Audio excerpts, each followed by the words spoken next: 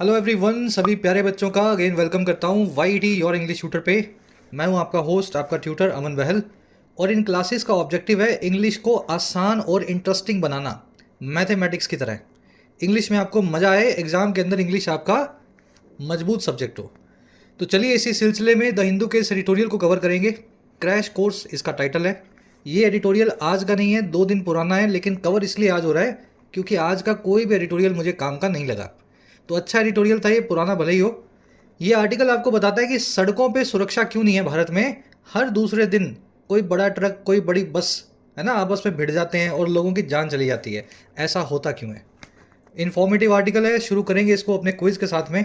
जो भी इस क्लास में सीखेंगे, क्लास के अंत में इस क्विज़ पे आपको अप्लाई करना है। अगर पूरे मन से सब कुछ सीखोगे तो 10 में से 10 नंबर आपको मिल जाएं। ये आपका ऑब्जेक्टिव है। चलिए आइए लेक्चर को शुरू करते हैं।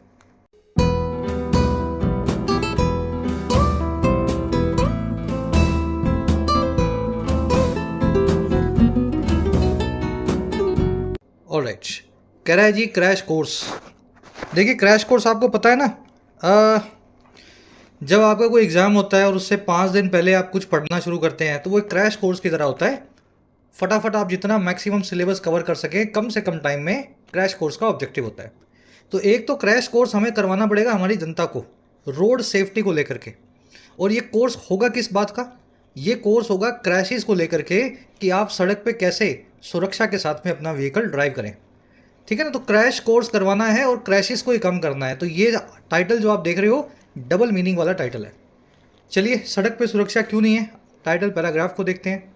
कह रहा है जी there must be better monitoring of road worthiness of transport vehicles. कह रहा है जी वहाँ होनी चाहिए, देयर मस्ट बी यानी होनी चाहिए।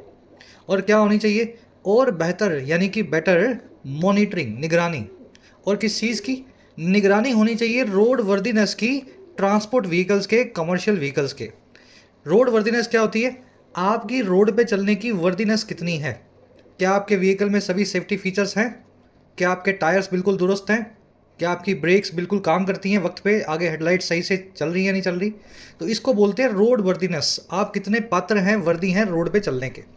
तो बड़े बड़े जो आप ट्रक, ट्रैक्टर, ट्रॉले देखते हो, रोड वर्दीनेस इनकी है नहीं, इनकी मॉनिटरिंग होने की ज़रूरत है। मॉनिटरिंग सब्जेक्ट है, निगरानी को बोलते हैं। वर्ब है इसकी must be. Sentence again there से शुरू हुआ है, ध्यान दे दिया करो, हर बार बोलता हूँ आपको। देयर से शुरू होने वाला क्लोज या सेंटेंस, उसमें जो वर्ब रखी हुई होती है वो वर्ब अपने बाद में रखे हुए नाउन के हिसाब से होती है। ठीक है, यहाँ जीरंड है, नाउन का ही काम कर रहा है। इस वर्ब का, मस्ट बी का, हैज़ का, हैव का, इज का, एम का, आर का, जो देयर के बाद में रखा हुआ है कुछ भी, इसका देयर से कोई कनेक्शन नहीं होता। ठीक है ना? हमेशा इस चीज़ को दिमाग में बना करके चलना है। चलिए अब जल्दी से आगे बढ़ेंगे। क्लास को एक लाइक दे दें, एक शेयर दे दें। आपके प्यार से ही इन क्लासेस को लाया जाता है। बहुत बिजी शेड्यूल चल रहा है आजकल मेरा, पिछले 5-6 दिनों से ऑफिस की वजह से, लेकिन मैं फिर भी कोशिश करता हूँ कैसे करके आपकी क्लास को लाया जा सके, आपके ब्रेक्स ना हो। चलिए, टेलीग्राम ग्रुप को ज्वाइन करने के लिए आपको @योर इंग्लिश ट्यूटर टाइप करना है। टेलीग्राम में आपको ग्रुप मिल जाएगा। साथ ही वाईटी ऐप पे आप तैयारी कर सकते हैं अपने एग्जाम्स की, चाहे एसएससी हो, डिस्क्रिप्टिव राइटिंग हो, यूपीएससी का हो या बैंकिंग का हो। ऐप का लिंक कमेंट सेक्शन में दिया गया है। राइटिंग के कोर्स में आप सीख सकते हैं राइटिंग, लगभग 60 से 70 घंटों में फ़ायदा आप ले सकते हैं इस कोर्स का। यूपीएससी के कोर्स में आप अपना मीडियम चेंज कर सकते हैं, किसी और लैंग्वेज से इंग्लिश में माइग्रेट कर सकते हैं। यूपीएससी के सभी एस्पेक्ट्स कवर्ड हैं, answer writing, essay writing, descriptive writing, CSAT. SSC और बैंकिंग के कोर्स में आपको सारे वैरायटी के क्वेश्चन सोल्व करना सिखाया जाता है। 100 से 1.25 घंटों के कोर्सेज हैं, आप भरपूर अपनी प्रैक्टिस कर सकते हैं। कोई क्वेश्चन हो, क्वेरी हो, टीम का नंबर है व्हाट्सअप, आप इस नंबर पे टीम से जुड़ सकते हैं वाया व्हाट्सअप। चलिए वो कैब शीट अपनी 5 वर्ड्स डिटेल में देखेंगे। थोड़ा सा मैं जूम इन कर दूं इसको। पहली जो फ्रेजल वर्ब है होती है बैंक ऑन, और बहुत बार आपको समझाई है बैंक से कनेक्ट करके। देखिए, अगर आप एक व्यापारी हैं, बिजनेसमैन हैं और आपको पैसे की ज़रूरत है ना, तो आपको अगर कहीं से पैसा ना मिले तो लास्ट में कौन देगा पैसा मालूम है? बैंक देगा, लोन की फॉर्म में। तो हर व्यापार का, बिजनेस का आखिरी सहारा होता है बैंक। कहीं से मिले ना मिले, बैंक जरूर उनके रेस्क्यू में आ जाएगा। वहीं से, उस व्यापार की दुनिया से इस फ्रेजल वर्ब को निकाला गया है। और बैंक ऑन फ्रेजल वर्ब का मतलब होता है किसी के ऊपर अपनी आशाओं को बांध लेना। जैसे एक व्यापारी एक बैंक के ऊपर अपनी आशाएं बांधे रखता है। Your family and near ones are the only people you can bank on. आपका परिवार और आपके नज़दीकी लोग ही वो अकेले लोग हैं, ओनली पीपल हैं जिन पे आप बैंक ऑन कर सकते हैं, अपनी आशाओं को बांध सकते हैं। और कब? In the face of adversity, face करते हुए, सामना करते हुए, इन द फेस ऑफ मुश्किल हालात का, एडवर्सिटी का। अब ये मत पूछना सर बैंक कहाँ से आया यहाँ पे, अरे वो बैंक से निकली हुई फ्रेजल वर्ब है ये, जो अब आम बोलचाल की भाषा में यूज हो जाती है। किसी पे भी आशाएं बांधनी हो, बैंक ऑन फ्रेजल वर्ब इस्तेमाल होगी। इसको काउंट ऑन करना भी बोलते हैं, रिलाय ऑन करना भी बोलते हैं। आज इस फ्रेजल वर्ब को आप आर्टिकल में बैंक ऑन को देखेंगे। डिटेल में तसल्ली से करवा रहा हूँ मैं, एक एक वर्ड पे एक एक मिनट लगता है, इसीलिए लगाता हूँ ताकि रिलेट कर सको, यूज़ करना सीखो अपनी आम बोलचाल में। अगला वर्ड है जी डिफिडेंस। आपने कुछ लोग देखे होंगे जो बोलने में सकुचाते हैं, कहने में कुछ सकुचाते हैं। सकुचाते हैं मतलब हेजिटेट करते हैं, है ना। उनको, उनकी चाल में भी आपको कॉन्फिडेंस कम दिखेगा, उनके बैठने में, उठने में।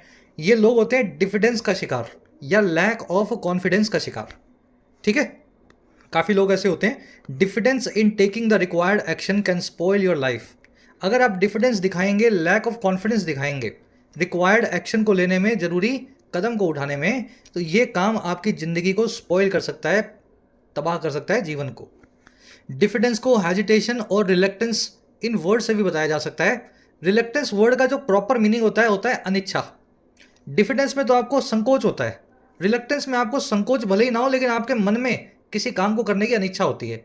मैं यार मेहनत नहीं करूँगा, मैं पढ़ाई नहीं करूँगा, मैं, समझ गए ना। तो ये होती है रिलेक्टेंस, अनविलिंगनेस भी इसको बोल सकते हैं। तो ये वर्ड रिलेक्टेंस आप आर्टिकल में देखेंगे, कुछ कुछ डिफिडेंस जैसा है लेकिन इसका भाव अलग है ना। चलिए अगला वर्ड है एंटेल। देखिए टेल मतलब पूछ, एन नाम के रूट से नाउन्स को वर्ब में बदला जाता है। तो एंटेल का मतलब होता है किसी चीज़ को पूंछ बना लेना। अब पूंछ बनाने का मतलब क्या हुआ? आपकी पूंछ, अगर आप कोई जानवर है, कोई भी जानवर है, उसकी पूंछ जो हमेशा उसके पीछे आती है। तो किसी चीज़ को पूंछ बनाने का मतलब है उस चीज़ को एज ए कॉन्सिक्वेंस अपने पीछे पीछे लाना। आसान भाषा में इसको, इस वर्ड को समझना चाहें तो इसको बोल सकते हैं लीड टू। यूज़ करके दिखाता हूँ। Financial frauds entail harsh punishment इन इस्लामिक रिजीम। फाइनेंशियल फ्रॉड जो हैं वो पूंछ बना के पीछे पीछे लाते हैं या हमें लीड टू करके ले जाते हैं आगे की तरफ, हार्श पनिशमेंट की तरफ, इस्लामिक रिजीम्स में। तो फाइनेंशियल फ्रॉड अगर आप करेंगे किसी इस्लामिक कंट्री में है तो आपके हाथ काट देंगे, उल्टा सुल्टा कुछ हो जाएगा आपके साथ, है ना। तो ये एंटेल करते हैं। अब देखो एंटेल को लीड टू करना, नेसेसिटेट करना, रिजल्ट इन करना, ऐसे वर्ड से भी बताया जा सकता है। और इसी के लिए कॉमन सिनोनिम है इम्प्लीकेट। इम्प्लीकेट से ही इम्प्लीकेशन नाम का वर्ड बनता है जिसका मतलब होता है नतीजा। इम्प्लीकेट मतलब नतीजा लाना, रिजल्ट इन होना। इम्प्लीकेशन मतलब नतीजा, रिजल्ट या कॉन्सिक्वेंस। थोड़े से कनेक्टेड वर्ड्स हैं, कोशिश कर रहे हैं आपको सारे कनेक्शन बताएं। अगला वर्ड है जी अपना पेन स्टेकिंग। देखिए पेन मतलब दर्द, स्टेक मतलब दावा। अगर आपने किसी चीज़ में दर्द का दावा लगा दिया है, स्टेक समझते हैं आप? किसी काम में अगर आप मेहनत कर रहे हैं तो आपकी मेहनत स्टेक पे है। किसी चीज़ में आपकी जान स्टेक पे हो सकती है, दांव पे हो सकती है, दावा या दाम समझ लो। तो पेन स्टेकिंग वो काम है जहाँ पे पेन दांव पे है। अब पेन कहाँ दांव पे होता है? जिस काम में आप पेन ले रहे होते हैं, जिस काम को बहुत मुश्किल से, बहुत मेहनत से, बहुत केयर से, बहुत एफर्ट से करते हैं, वो काम होता है पेन स्टेकिंग। क्यों? क्योंकि उसमें आपने अपना पेन स्टेक पे लगा रखा है, दांव पे लगा रखा है। समझ पा रहे हो? Divers made a painstaking search. गोताखोरों ने, डाइवर्स कौन होते हैं? जो डाइव करते हैं, गोताखोर। गोताखोरों ने एक पेन स्टेकिंग सर्च को किया, बहुत केयर और एफर्ट के साथ में तलाश को किया। और किसकी तलाश थी? ऑफ द डिब्री, डिब्री की यानी मलबे की। और डिब्री था ऑफ द क्रैश्ड एयरक्राफ्ट, इस क्रैश किए हुए एयरक्राफ्ट का।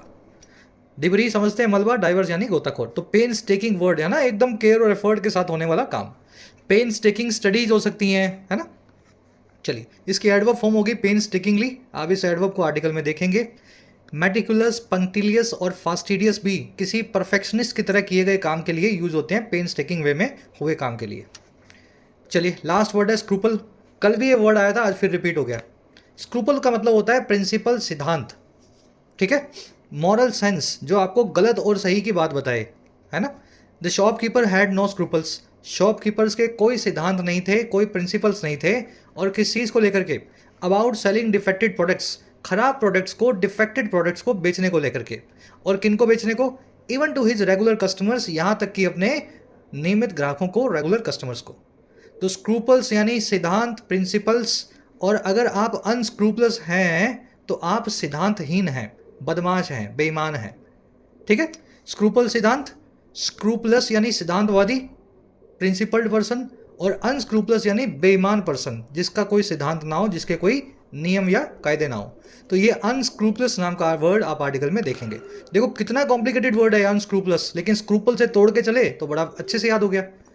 चलिए ऐसे ही अप्रोच करना अंग्रेजी को, कोशिश कर रहे हैं आपको लॉजिकली चीज़ों से कनेक्ट करवाएं। अब एक समरी आपको आर्टिकल की देंगे, किस बारे में लिखा हुआ है। अभी रिसेंटली जुलाई 10 को एक बस भिड़ गई मिनी टैंकर से उत्तर प्रदेश में, 18 लोग मर गए। अब ये घटनाएं आज की नहीं है जुलाई 10 की, हर 10-5 दिन से आप ऐसी घटनाओं को सुनते हैं। छोटी मोटी के बारे में तो न्यूज़पेपर में आता भी नहीं है।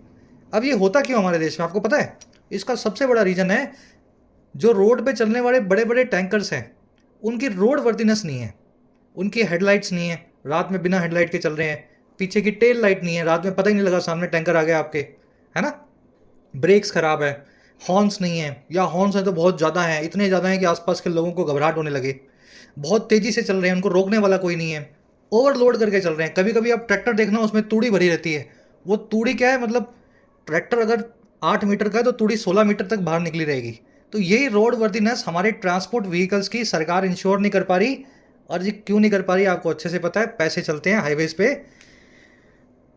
कहना नहीं चाहिए, जो ट्रांसपोर्टेशन जो देखता है अपना ये वाला जो है ना, पब्लिक ट्रांसपोर्ट देखने वाला जो विभाग है, आरटीओ वगैरह, काफ़ी करप्ट है ये। हमारा आर्टिकल कह रहा है जी छोड़ो इस करप्शन को, इन व्हीकल्स को ठीक करो, जिन पे चालान काटना है चालान कटवाओ, सेफली अगर सड़क पे चलेंगे तभी हमारी जान सुरक्षित है। आज की टोन है कंसर्न, चिंता दिखा रहा है, और साथ में कॉशनरी, कॉशन दे रहा है, चेतावनी दे रहा है ना सरकार को कि क्या करना चाहिए। कॉशनरी यानी सावधानी पूर्वक बताना किसी चीज़ को। चलिए शुरू करते हैं आर्टिकल को। कह रहा on July 10 in UP Uttar Pradesh a private double decker बस collided with a milk tanker killing 18 people. कह रहा है जी 10 जुलाई को उत्तर प्रदेश में एक private double decker bus collide with कर गई। कोलाइड विद करना यानी आमने सामने की भिड़ंत होना। तो आमने सामने भिड़ गई एक दूध के टैंकर के साथ, 18 लोगों को किल करते हुए, मारते हुए। किलिंग यहाँ पे प्रेजेंट पार्टिसिपल साइमल्टेनियस सेक्शन है। जब इस बस ने कोलाइड किया then it was killing 18 people. Bus आपका सब्जेक्ट बनेगा of course, double decker. Collide with बनेगी इसकी वर्ब। कोलाइड विद का मतलब होता है प्रत्याश टक्कर होना दो चीज़ों की, एक यहाँ से आ रहा था, एक यहाँ से आ रहा था, और आपस में भिड़ गए। अब इस कोलाइड वर्ड पे थोड़ी सी नज़र डालना। ये कोलाइड वर्ड में जो आपने स्पेलिंग देखी ना, कोलाइड की अगर आई को निकाल के यू लगा दूं तो स्पेलिंग बदल जाएगी, क्या बन जाएगा? कोल्यूड। और इसके बाद में भी विद लगा हुआ मिलेगा आपको अक्सर। तो कोलाइड और कोल्यूड में फ़र्क ये है जी, कोल्यूड का मतलब होता है साठ गांठ करना, किसी के साथ मिलकर के स्कीम करना, प्लॉट करना, ठीक है, षड्यंत्र रचना, कॉन्स्पिरेसी करना, कंस्पायर बोलते हैं इसको, कंस्पायर करना। तो दोनों अलग अलग वर्ड्स हैं। अगर दो लोग भिड़ गए आपस में तो कोलाइड कर गए, और दो लोग अगर साठ गांठ कर गए किसी चीज़ को लेकर के, षड्यंत्र रचा उन्होंने, तो वो कोल्यूड कर गए। बड़े आगे, अब इनमें फ़र्क मैंने आज के क्विज में आपसे पूछा है दोनों वर्ड्स का। कह रहा local reports claimed the bus's insurance had not been renewed and that it lacked alarm system to alert the driver if the bus drifted from its lane. कह रहा है जी लोकल रिपोर्ट्स ने दावा ठोका, क्लेम किया कि बस का इंश्योरेंस जो है वो रिन्यू ही नहीं हुआ था, जो कि एक कानूनन अपराध है। आपको थर्ड पार्टी इंश्योरेंस रखना ही पड़ेगा सड़क पे अगर आप चल रहे हैं तो ये बताया कि बस का इंश्योरेंस तो हुआ ही नहीं था, रिन्यू, एक्सपायर्ड था। और ये भी बताया कि बस लैग करती थी, बस में था ही नहीं एक अलार्म सिस्टम जो अलर्ट कर दे, चेता दे ड्राइवर को अगर बस ड्रिफ्ट कर जाए, अचानक से मुड़ जाए अपनी लेन से। और ये दूसरे कई इश्यूज़ में से कुछ इश्यूज़ जो है लोकल्स ने बताए, अमंग अदर इश्यूज़। समझ गए? तो ट्रक्स में, बड़े व्हीकल्स में जो 8, 10, 15, 18, 20 टायर के हैं, इनमें अलार्म सिस्टम रहते हैं, रहने चाहिए। होते तो कहीं भी नहीं है इंडिया में, मेरे ख्याल से 80% व्हीकल्स में नहीं होंगे, तो होने चाहिए वो सब। जो अलार्म सिस्टम नहीं थे और बस जैसे ही घूमी तो ड्राइवर को नींद आ गई होगी, पता ही नहीं लगा होगा। लोकल रिपोर्ट्स की वर्ब है क्लेम्ड, क्लेम करना, दावा ठोकना। इंश्योरेंस की वर्ब है had not been renewed, past perfect tense लगाया गया है।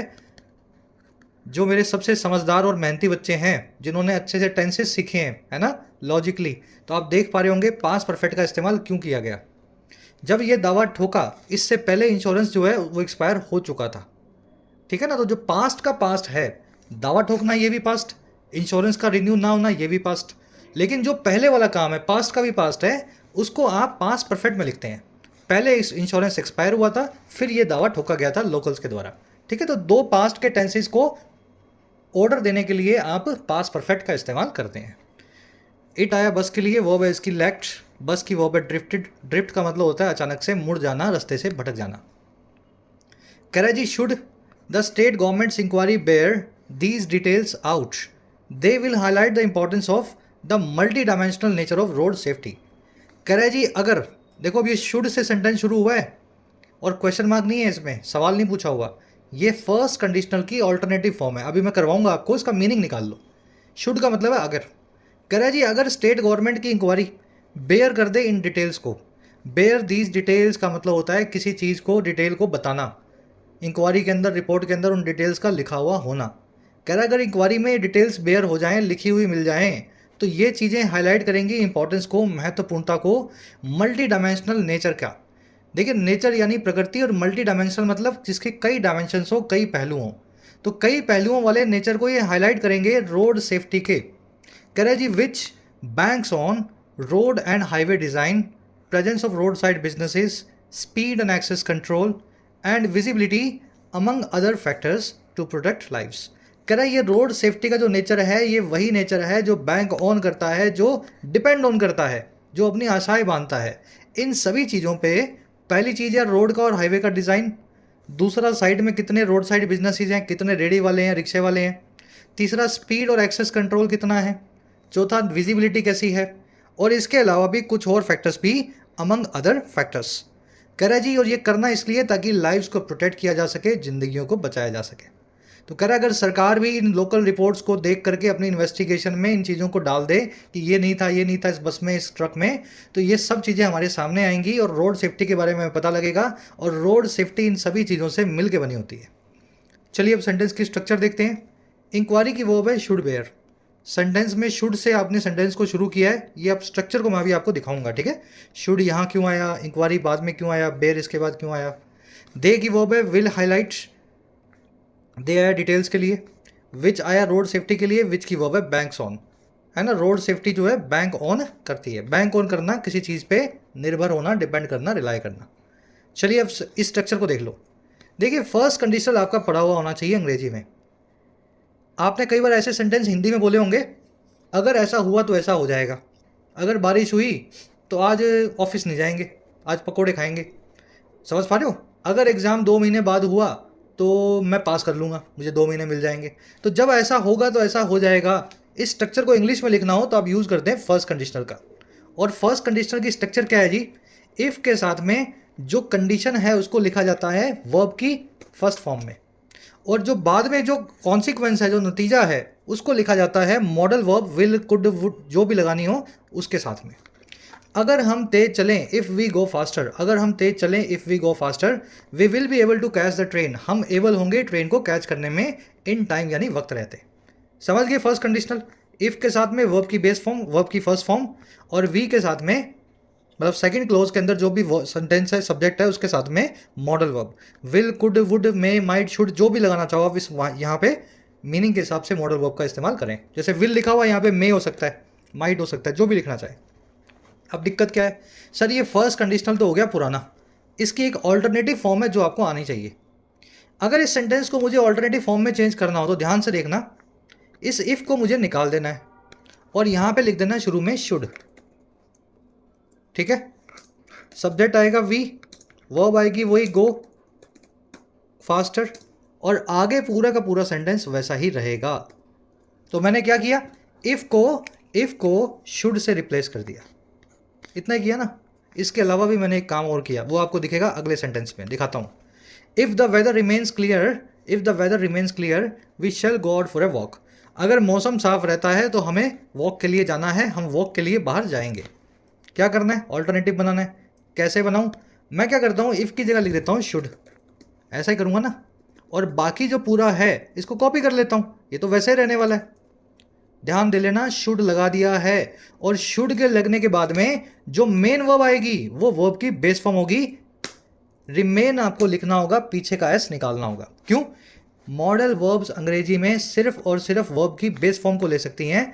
यहां पे शुड के साथ में गो लग गया था क्योंकि सब्जेक्ट ही प्लूरल था, पीछे का एस आपको निकालना ही था, तो वैसे ही निकला हुआ था, तो आपका ध्यान नहीं गया होगा। लेकिन यहाँ पे सब्जेक्ट सिंगुलर है। आपको लगेगा वेदर के साथ में रिमेन्स लगा दूँ, लेकिन ऐसा नहीं हो सकता क्योंकि शुड आ चुका है शुरू में और इस एस का कोई काम इस सेंटेंस में नहीं है।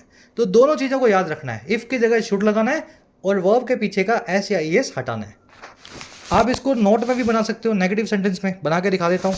If the weather does not remain clear we shall stay indoors. अगर मौसम साफ नहीं रहता है तो हम अंदर ही रहेंगे। तो क्या करूँ, शुड द वेदर, अब देखो नोट का क्या करना है, नोट को वैसा का वैसा लिख दो, नॉट रिमेन क्लियर, ठीक है, वी शैल स्टे इनडोर्स।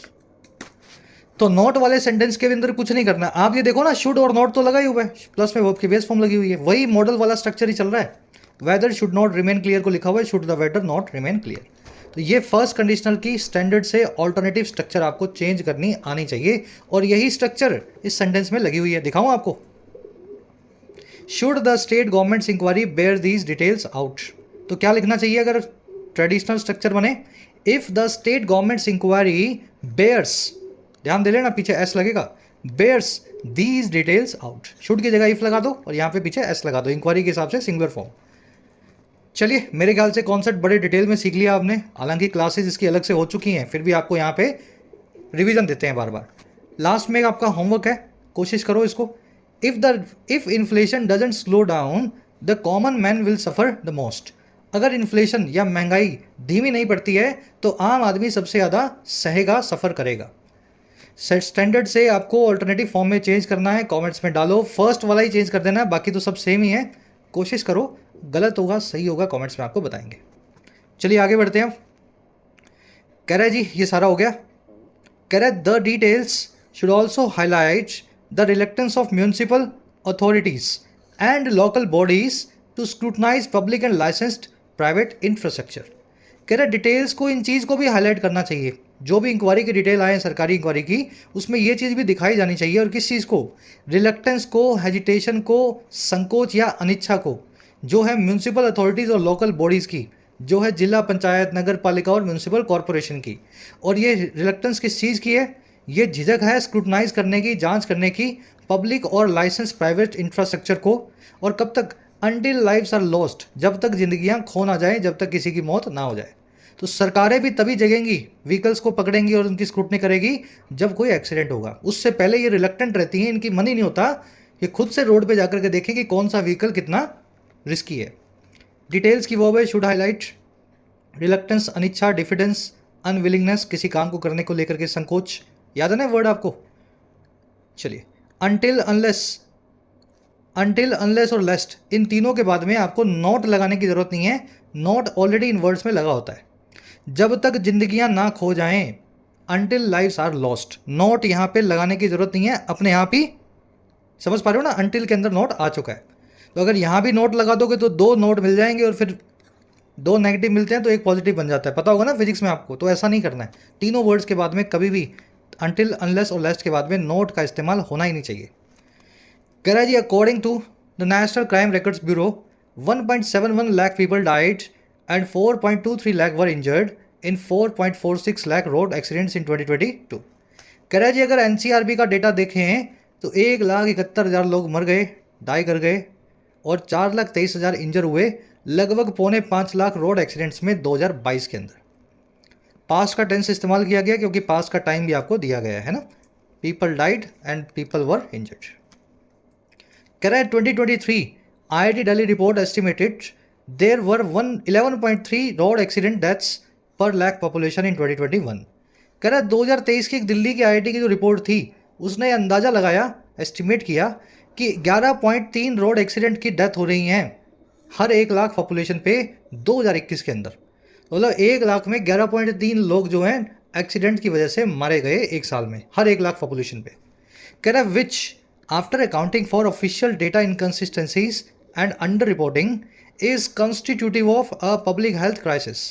कह रहे ये वही बात है जो इन्होंने बताई है, विच जब आप अकाउंट फॉर कर लेंगे, जब आप कंसीडर कर लेंगे, है ना, अपनी कंसीडरेशन में ले लेंगे सरकारी डेटा के अंदर की इनकन्सिस्टेंसीज को, ऊपर नीचे के उतार चढ़ाव को, और अंडर रिपोर्टिंग को, चीज़ों को नीचे बताए जाने को, कम करके बताए जाने को। कह रहा अगर इस चीज़ को आप मान ले कि सरकारी डेटा जो है उसमें ऊंच नीच जरूर होगी और कुछ ना कुछ कम जरूर बताया गया होगा, तो कह रहा है ये जो बात है ना 11.3 वाली, ये कॉन्स्टिट्यूटिव है, ये कॉन्स्टिट्यूट करती है, ये बनाती है आधार को। देखिए कॉन्स्टिट्यूटिव होना किसी चीज़ का आधार बनाना, तो ये आधार बनाती है एक पब्लिक हेल्थ क्राइसिस का, आम आदमी में, है ना, स्वास्थ्य से रिलेटेड एक क्राइसिस का। भाई अगर 11.3 को अगर सही समझें कैलकुलेशन करके, मान लो 20 निकल आए, 1 लाख में 20 आदमी, या यूँ समझ लीजिए 10,000 में 2 आदमी रोड में एक्सीडेंट में मारे जा रहे हैं, तो एक पब्लिक हेल्थ क्राइसिस की तरह है ये पूरा मामला। IIT दिल्ली रिपोर्ट है एस्टिमेटेड डेथ्स की वर्ब है, डेथ्स की वर्ब है, ठीक है ना, देयर वर, देयर से इस वर्ब का कोई कनेक्शन नहीं है, डेथ सिंगुलर प्लूरल है तो वर्ब भी प्लूरल है। विच आया इस आंकड़े के लिए, विच की वर्ब है इज। कह रहा है जी speed control is particularly important, सबसे जरूरी है स्पीड्स को कंट्रोल करना वाहनों की, व्हीकल्स की। It is implicated in most deadly road accidents in the country. कह रहा है ये जो स्पीड है ये इम्प्लीकेट करती है, रिजल्ट इन होती है, एंटेल करती है, और किसको, सबसे ज़्यादा डेडली रोड एक्सीडेंट्स को भारत में। इम्प्लीकेट वर्ड के कई सारे मीनिंग्स हैं, यहाँ पे जो मीनिंग यूज़ हुआ है वो मैंने आपको जो बताया था, रिजल्ट इन होना, वो वाला मीनिंग। इम्प्लीकेट का एक और मीनिंग भी होता है, किसी के ऊपर आरोप लगाना, है ना, उसको कोर्ट में लाना, उस पर एक्विजिशन लगा के उसको कटघरे में खींचना, वो वाला मीनिंग यहाँ पे लगेगा नहीं। यहाँ पे मैं लिख देता हूँ, इम्प्लीकेट का मीनिंग है रिजल्ट इन, ठीक है। कभी कभी मैं टीम से बनवाता हूँ ये सारी वोकैब, तो शायद आउट ऑफ कॉन्टेक्स्ट बना देते हैं, अगर वो देख रहे हैं तो थोड़ा ध्यान दें इस पर, है ना। चलिए, कह रहा है जी following the bus accident police also told news agencies the collision had flung passengers out the bus. कह रहा है जी एक्सीडेंट के बाद में पुलिस ने लोकल न्यूज़ एजेंसीज को ये भी बताया कि जो कोलिजन था, जो भिड़ंत थी, इसने फ्लंग कर दिया, उड़ा दिया, उछाल दिया पैसेंजर्स को बस से बाहर। इतनी तेज भिड़ंत हुई, पैसेंजर्स उछल करके बस से बाहर निकल गए, ठीक है। पुलिस की वर्ब है टोल्ड, कोलिजन यानी भिड़ंत, क्रैश, कोल्यूजन मैंने आपको बताया था, कॉन्स्पायर करना, है ना, सांठ गांठ। कोलाइड और कोल्यूड और कोलिजन एंड कोल्यूजन ये नाउन फॉर्म है, ऊपर वर्ब फॉर्म आई थी, याद है ना, एक ही वर्ड है ये। कोलाइड से कोलिजन बनाया, वर्ब से नाउन, और कोल्यूड से कोल्यूजन बनाया, वर्ब से नाउन।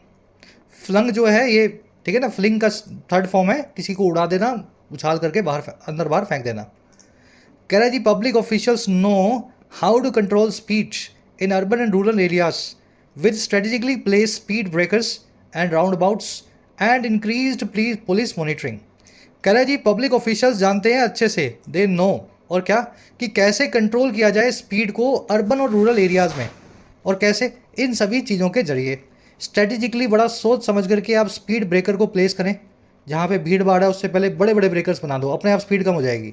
राउंड अबाउट्स बनाएं, और या फिर इंक्रीज़ कर दें पुलिस की मॉनिटरिंग को, सड़क पे लोग खुद ही पुलिस को देख करके गाड़ी धीमी चलाते हैं, कह रहे हैं फॉर एग्जाम्पल। तो ये सब पता है इनको, लेकिन इस्तेमाल नहीं करते इन सब चीज़ों का, ठीक है। ऑफिशियल्स की वो है नो। एक बड़ा प्यारा कॉन्सेप्ट है ग्रामर का, जो शायद यहाँ पे मैंने आज लिख के नहीं लाया। नो के बाद में हमेशा आप हाउ का इस्तेमाल करते हैं। अगर आप ये बताना चाह रहे हैं कि मैं ये काम करना जानता हूँ, I know how to do it, I know how to drive, you should know how to, है ना, जो भी करना चाहें, तो नो टू नहीं, नो हाउ टू। हाउ का इस्तेमाल हमेशा नो के बाद में किया जाए जब भी कोई काम करने के बारे में आप बता रहे हैं। चलिए याद रखना इस कॉन्सेप्ट को, आज मैंने क्विज में शायद नहीं पूछा है। कह रहा है similarly it should be clear which portions of the automotive industry standards that the bus is condition at the time of accident violated. कह रहा है इसी तरीके से ये भी क्लियर होना चाहिए कि कौन सा हिस्सा, कौन से पोर्शन जो थे इस पूरे कानून के, ऑटोमोटिव इंडस्ट्री स्टैंडर्ड्स के, जिनको कि बस की कंडीशन इस एक्सीडेंट के टाइम वॉयलेट करती थी, जिनका उल्लंघन करती थी। तो ये बात भी हमें पता हो, इस कानून के कौन कौन से हिस्से को बस ठीक से फॉलो नहीं कर रही थी। तो ये स्टैंडर्ड्स होते हैं, बस में कितनी, है ना, ल्यूमिनस की लाइट्स होनी चाहिए, हेडलाइट्स, टेल लाइट्स, वो सब चीज़ें इसमें आ जाती हैं। इट की वर्ब है शुड बी, विच आया, विच की वर्ब है पोर्शंस, विच आया है स्टैंडर्ड्स के लिए, ठीक है ना।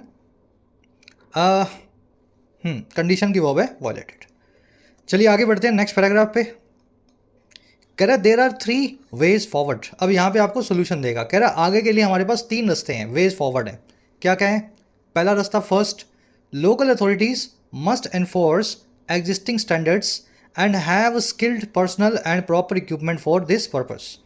पहला ये है कि लोकल अथॉरिटी जो हैं, पुलिस जो ट्रैफिक पुलिस है, इसको इन्फोर्स करना चाहिए एग्जिस्टिंग स्टैंडर्ड्स को।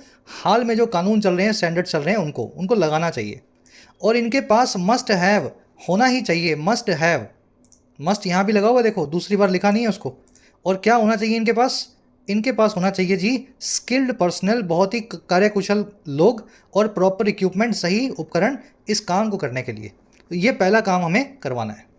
अथॉरिटीज़ की दो वर्ब्स हैं, पहली वर्ब है मस्ट एनफोर्स, दूसरी वर्ब है must have. Equipment, machinery, hardware, software, bread, paper, advice, legislation, research, याद है ना, सारे ऐसे वर्ड्स हैं जिनका प्लूरल नहीं बनता। अगर इनका प्लूरल बनाना हो तो इनके पहले आप लिख सकते हैं PCs of, 5 PCs of equipment, 2 PCs of equipment, जो भी आप लिखना चाहें पीसीज ऑफ के साथ में लिखें।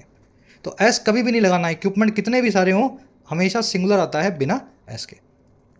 कह रहा है जी they must also be followed to impose harsher penalties on transport service operators.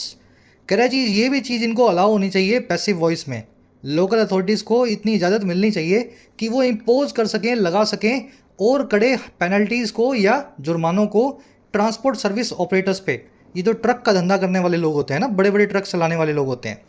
कह रहा है और वो operators who fail to meet safety requirements, जो फेल कर जाते हैं सेफ्टी रिक्वायरमेंट्स को मीट करने में, तो ये इनके पास फर्स्ट हैंड जो है खुला हाथ होना चाहिए करने का, फ्री हैंड होना चाहिए। दे की वो है मस्ट बी अलाउड, इम्पोज करना, लगाना।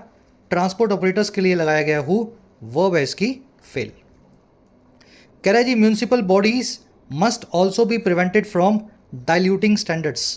कह रहा है जी म्यूनिसिपल बॉडीज़ को भी रोका जाना चाहिए कि वो स्टैंडर्ड्स को डाइल्यूट ना करें, प्रिवेंट किया जाना चाहिए कि इन कानूनों को वो धीमा ना बनाएं। डाइल्यूट करना यानी पानी मिलाना दूध में, किसी भी चीज़ की सांद्रता को उसकी, है ना, समझ गए ना, दूध में पानी मिला के आप दूध को डाइल्यूट कर देते हैं, पतला कर देते हैं, वैसे ही स्टैंडर्ड्स को आप डाइल्यूट ना करें, इनको वैसा का वैसा रहने दें। और ये कौन से स्टैंडर्ड्स हैं, कौन से कानून हैं? कह रहा है जी painstakingly specified by engineers in order to say facilitate local businesses. कह रहा है जी जो पेन्सटेकिंगली स्पेसिफाइड होते हैं, जो बहुत केयर के साथ में, बहुत डिलीजेंट मेहनत के साथ में बनाए गए होते हैं, और किनके द्वारा? इंजीनियर्स के द्वारा। ये स्टैंडर्ड जो है हमारे सरकारी इंजीनियर्स ने बड़े सोच समझ के बनाए हैं। कह रहा है जी और ये क्यों करते हैं? डाइल्यूट इसलिए करते हैं ताकि से, कहने के लिए से, कि ये फैसिलिटेट करें, फ़ायदा पहुंचाए लोकल बिजनेसेस को। लोकल अथॉरिटी बोलती है यार थोड़ा सा ओवरलोड चलेगा, 10% ओवरलोड करके आप व्हीकल को चला सकते हो, है ना, ताकि लोकल बिजनेसेस अच्छे से फलें फूलें। तो ये काम डाइल्यूशन का लोकल अथॉरिटीज़ का बिल्कुल भी नहीं है, इन स्टैंडर्ड्स को वैसे ही फॉलो करवाना चाहिए। म्यूनसिपल बॉडीज़ की वो है must be prevented, prevent someone from doing something, तो they should be prevented from diluting standards. Painstakingly मतलब एकदम मेहनत से किसी काम को जब आपने किया केयरफुली, वो होता है पेन्स टेकिंग। अब दूसरा क्या है? ये तो पहला चीज़ थी, ये सारी थी पहली चीज़। कह रहा है second, the ministry of road transport and highways need to collect and publish better ideally complete data on vehicle registration. कह रहा है दूसरा काम ये है, जो मिनिस्ट्री है हमारी रोड हाईवे सेफ्टी वाली, इसको ज़रूरत है कि ये कलेक्ट करे और पब्लिश करे अपनी वेबसाइट पे, और अच्छे और आदर्श तौर पे आइडली कंप्लीट डेटा को, है ना, पहले से अच्छा हो सके तो कंप्लीट ही हो जाए, कंप्लीट डेटा ये जो अपनी वेबसाइटों पे रखे। और ये डेटा किन चीज़ों पे लेकर के? ये डेटा है जी इन सभी चीज़ों को लेकर के, ऑन लगा के बता रहा है, vehicle registration, safety certificates, testing centre, criteria and reports and audits. तो इन सब का जो है पब्लिक डोमेन में डेटा होना चाहिए। चलिए, मिनिस्ट्री की वो है नीड्स, सरकारी मिनिस्ट्री है, अपने आगे ऑफकोर्स द लेगी। कह रहा है जी it also needs to improve the quality of data about injuries and deaths. कह रहा है जी इसको ये भी ज़रूरत है मिनिस्ट्री को कि इम्प्रूव करे डेटा की गुणवत्ता को, जो इंजरीज और डेथ्स को लेकर के। कह रहा है जी both of which remain undercounted. कह रहा है ये दोनों ही ऐसी चीज़ हैं जो बनी रहती हैं अंडर काउंटेड। अंडर काउंटेड मतलब 1000 मौतें हुई, आपने लिखा जी 882 हुई हैं, 1200 इंजरीज हुई, आपने लिखा जी 413 हुई हैं। तो ये अंडर काउंटेड रहती हैं देश में, सरकार चाहती है कि कम दिखाएं, है ना, लोग सवाल ना खड़ा करने लगें। काउंट तो कोई करेगा नहीं सारी जा करके, सरकार को ही काउंट करनी है, तो सरकार ही कम करके दिखा दे। तो कह रहा है जी इस चीज़ के डेटा को भी सरकार को अच्छा करना चाहिए, पूरी अच्छी काउंटिंग लोगों को बतानी चाहिए। इट की वर्ब है नीड्स, बोथ की वर्ब है रिमेन। अब देखो तीसरी बात बताएगा, पहली तो लोकल अथॉरिटीज़ के लिए, दूसरा मंत्रालय के लिए। तीसरी बात है finally there is a need for greater public awareness of how the health of transport vehicles is ascertained. कह रहे तीसरी चीज़ है जी, एक नीड है, एक ज़रूरत है ग्रेटर पब्लिक अवेयरनेस की, लोगों में और ज़्यादा जागरूकता की। अवेयरनेस यानी जागरूकता कि कैसे, हाउ, जो हेल्थ है ट्रांसपोर्ट व्हीकल्स की, उसको असरटेन किया जाता है, इवेल्युएट या जायज़ा लिया जाता है। हमें भी बताओ कि कौन सा ट्रक देखने में लग रहा है कि ये सही नहीं है, सरकार को हम फ़ोन करके बताएं, हालांकि बताएगा कोई नहीं और कोई सुनेगा भी नहीं आपकी, बस ये लिखने के लिए इसने लिख दिया। तो एक ज़रूरत है कि लोगों को पता हो ट्रांसपोर्ट व्हीकल्स की सेफ्टी कैसे पता लगती है हमें। And for access to each vehicle's latest test reports, और लोगों के पास एक्सेस भी हो हर व्हीकल की लेटेस्ट टेस्ट रिपोर्ट का। आपको कोई व्हीकल दिखे सड़क पे उल्टा फिर सीधा चलता फिरता, तो आप एकदम से अपना मोबाइल खोलें, उसका नंबर डालें, रजिस्ट्रेशन नंबर, और आपके सामने सब कुछ आ जाए कि ये कब बना था, कितना पुराना है ना, इसमें कौन कौन से टेस्ट हो गए हैं, कौन कौन से बाकी हैं। तो ये काम पब्लिक के हाथ में सरकार को सौंप देना चाहिए। नीड की वर्ब है इज, हेल्थ की वर्ब है असर्टेंट या इज असर्टेंट, है ना। चलिए, कह रहा है जी this may be a bridge too far. कह रहा है ये जो पूरी बात हमने बताई ना, ये एक ऐसा पुल है जो बहुत लंबा है। हमें भी पता है इस पुल को सरकार बांध नहीं पाएगी, इतना लंबा पुल बांधना, इतने बड़े बड़े काम सरकार को करने के लिए मुश्किल होगा। कह रहा है क्यों, given both the generally complacent attitude towards quality control and unscrupulous operators ability to escape sanction. कह रहा है ये इसलिए देखते हुए इस चीज़ को, गिवन दोनों ही चीज़ें, एक तो जो जनरली कॉम्प्लेसेंट एटीट्यूड है, कॉम्प्लेसेंट मतलब होता है आत्मसंतुष्ट, सेल्फ सेटिस्फाइड। सड़क पे कुछ भी हो रहा है लेकिन आप सेटिस्फाइड हैं, ठीक है यार जो होता है ऐसा ही होता है ना, एक्सीडेंट कभी कभी तो होना भी चाहिए। तो जो जनरली जो हमारा कॉम्प्लेसेंट एटीट्यूड है, सेल्फ सेटिस्फेक्शन वाला, आत्मसंतुष्टि वाला, और किसको लेके, क्वालिटी कंट्रोल को लेकर के सरकार का। और दूसरा जो बेईमान ऑपरेटर्स हैं, अनस्क्रूपलस सिद्धांतहीन जो बस चालक हैं या ट्रक वाले हैं, इनकी जो एबिलिटी है सैंक्शन से इस्केप करने की, इनके ऊपर जुर्माने और फाइन से बचने की। कह रहा है ये ब्रिज बहुत लंबा होगा अगर इन दोनों चीज़ों को आप देख लें तो। सरकार भी नहीं चाहती कुछ करें और ट्रकों वाले और जो ऑपरेटर्स हैं बसों वाले ये भी बड़े बेईमान हैं। कह रहा है लेकिन but it remains the bridge that will have to be crossed. बहुत पावरफुल लाइन है ये। कह रहा है लेकिन ये वही ब्रिज अभी भी बना रहेगा जिसको कभी ना कभी आपको क्रॉस करना ही पड़ेगा। ये सारे काम करने मुश्किल हैं, हमें भी पता है, सरकार नहीं चाहती करना, और ऑपरेटर्स भी बड़े है ना करप्ट होते हैं, लेकिन आज नहीं तो कल ये काम करना ही है। 10 साल पहले करो या 20 साल बाद करो। दिस की वर्ब है may be, this may be a bridge too फार।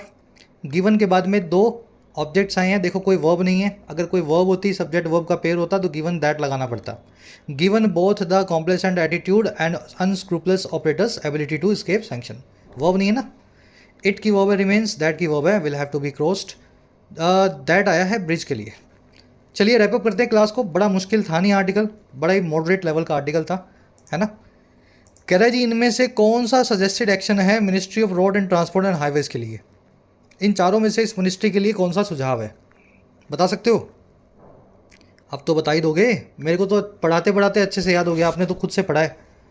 मतलब मैंने एक बार पढ़ा होगा, आपने 2-3 बार पढ़ा होगा, पहले खुद से भी रीडिंग ली होगी, फिर मेरे साथ पढ़ा।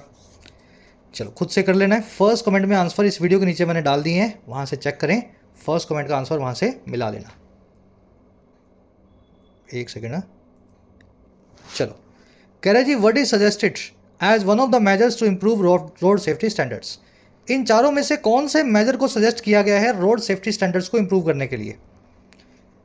व्हीकल को इंक्रीज कर दें, सड़क पे नंबर ऑफ व्हीकल्स बढ़ा दें, पेनल्टियों को कम कर दें, और बेहतर कंप्लीट डेटा लेकर के आएँ सेफ्टी और रजिस्ट्रेशन का, या सेफ्टी स्टैंडर्ड्स में लोकल बिजनेसेस के लिए और फ्लेक्सिबिलिटी लाएं। चारों में से कौन सा काम करके रोड सेफ्टी के स्टैंडर्ड्स बढ़ेंगे। बड़ा इजी क्वेश्चन हो गया, अगेन प्रीलिम्स लेवल का, एलिमिनेट कर लोगे तो भी हो जाएगा कॉमन सेंस से। फर्स्ट कमेंट से आंसर मैच कर लेना। कोल्यूड और कोलाइड में फ़र्क पूछा है, अच्छे से करवाए थे दोनों वर्ड्स। बैंक ऑन, वो व्यापारी बैंक के पास जाता है, याद है ना, तो बैंक ऑन फ्रेजल वर्ब का मीनिंग पूछा है। एंटेल वर्ड का मीनिंग पूछा है, इम्प्लीकेट, रिलक्टेंस या अनस्क्रूपलस। पेन स्टेकिंग क्या होता है, स्टेक यानी दांव, पेन यानी दर्द, है ना, जोड़ लेना इसको। और ऐसा आदमी जिसके सिद्धांत ना हो, सिद्धांतहीन हो, उसके लिए क्या, वन वर्ड है। तो बड़े इजी है वो गैप के सारे क्वेश्चंस। लास्ट में 3 एरर्स मिलेंगी। पहली एरर मिल सकती है शुड नाम के वर्ड की वजह से, दूसरी आपको मिल सकती है अनलेस नाम के वर्ड के आसपास, और तीसरी कहाँ मिलेगी, इस वर्ड के आसपास। फर्स्ट कमेंट से आंसर्स मैच करो। आउट ऑफ 10 कितने मार्क्स मिले जरूर से बताना। क्लास कैसी लगी आज की। जो बच्चे पूरी देखते हैं, लास्ट तक मेरे साथ रहते हैं, लिख दिया करो सर पीडी पूरा देखा और सब कुछ समझ में आया हो, अच्छा लगा हो तो आई भी लगा सकते हो, सर इंटरेस्टिंग भी लगा। ये आपका वोट देने का तरीका है, कमेंट सेक्शन का इस्तेमाल जरूर से करें। अंटिल देन, जिन बच्चों को कोर्सेज की ज़रूरत है, एक्स्ट्रा क्लासेस की ज़रूरत है, you can take the benefits of the courses. Application को डाउनलोड करें, YT ऐप को, आपको राइटिंग का, एसएससी का और बैंकिंग का, इनफैक्ट यूपीएससी का भी कोर्स मिल जाएगा। अफोर्डेबल कोर्सेज है, मेहनत करना चाहते हैं तो ऐप को डाउनलोड करें, कमेंट सेक्शन में लिंक रखा गया है, you can take the benefit. चलिए।